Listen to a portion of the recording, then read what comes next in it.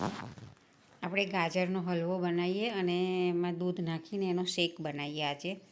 તો પહેલાં ગાજર છીણી અને મેં ઘી નાખીને શેકી નાખ્યો અને પછી થોડુંક શેકાયા પછી એની અંદર મલાઈવાળું દૂધ નાખ્યું. હવે એ ઉકળે છે, દૂધ જાડું થવા દેવાનું અને એને ગાજર બફાઈ જવા દેવાનું. ધીમા ગેસ પર થવા દેવાનું અને એને ધીમા હલાવતા રહેવાનું, જેથી દૂધ નીચે ચોંટે ના અને એનો ટેસ્ટ બળી ના જાય.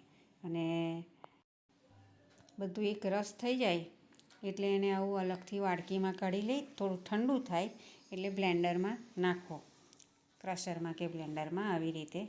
એટલે દૂધ વધારે જોવે તો થોડું દૂધ વધારે 1 કપ નાખો, કારણ કે ખાંડ તો અંદર નાખી હતી.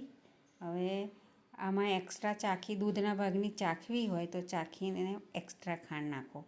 અને થિકનેસ તો રહેવાની છે. અને ક્રશ થઈ જાય એટલે એમાં નાખો ઇલાયચી, જાયફળ અને ડ્રાયફ્રૂટ અને પછી કાચના ગ્લાસમાં ચમચી સાથે એને આપો. બહુ જ સરસ તૈયાર છે. આ ગાજરનો શેક છે, બહુ જ ફાઇન લાગશે. ગાજરનો શેક તૈયાર છે. હવે જો ડ્રાયફ્રૂટમાં તમને કાજુ ભાવતા હોય ને તો કાજુ બી સારા લાગે છે, પણ બદામ ને ઇલાયચી ને જાયફળ આટલો ટેસ્ટ તો કમ્પલસરી.